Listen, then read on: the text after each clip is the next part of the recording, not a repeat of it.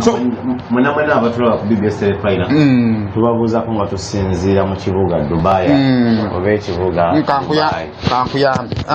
oba ekibuga Dubai kati obadde ombozeza ekibuuzo kya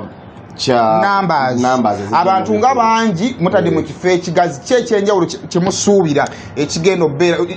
okusombola abantu bagenda kuva bulijjo gye batava abantu okubajja bulijjo gye batava nti ekisooka omuntu nga Kyagulanyi abantu bamukola ki bamwagala ye ng'omuntu ate ekirala aludde okuyimbira abantu neera ndowooza olaba ku bantu abavudde e Uganda okujja olaba ekivvulu there are more than 20 people nti abantu abava mu nsi ez'enjawulo okujja omulaba bangi. That is what is making the show to be different. On top of that, this is going to be the first outdoor venue mu Dubai nga etegekeddwa mu Uganda. So people they are expecting different experience. It is the first live band ever. Wano mu Dubai mbadde tukuba live band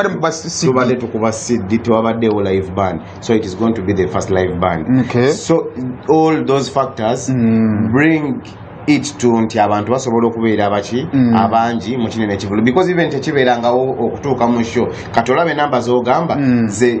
tiketi ezakakola ki ze tiketi ezakatundwawo before the show kati sigolowooza towards the show how is it going to be ndowooza ejjo mwalabye ekyabadde kata people turned up people had fun kibanda kyenyinza okugamba Eddi Mutwe yatuuse dda wano twazze naye we natuuse wano nensanga Honorable Nkunnyingi then ku nnyonyi endala gye twalese ng'egenda kusimbula kwabaddeko Uncle Patu kwabaddeko Uncle Kayemba and I think babadde bajja wano so far bakaba parliament basukka ndoza mu 40 abaka confirming okubanga bagenda kuba bajja mu kivulu kino so ezimu ku nsonga ayinza okubeera nagamba nti nekaka kyali kitakisasayima okubanga mugenda ezimu ku nsonga eziyinza okubanga zaatuleese wano okubeera nga tulaba